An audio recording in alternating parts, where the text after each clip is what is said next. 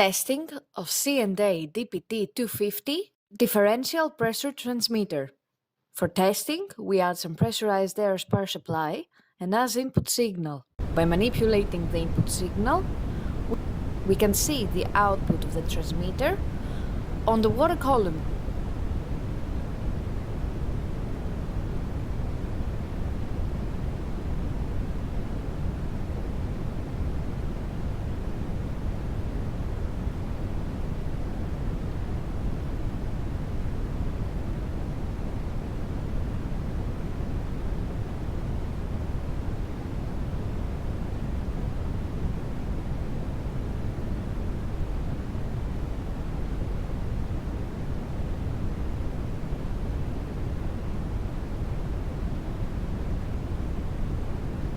It is now clear that the DPT-250 differential pressure transmitter is working successfully and is ready to be delivered to the customer.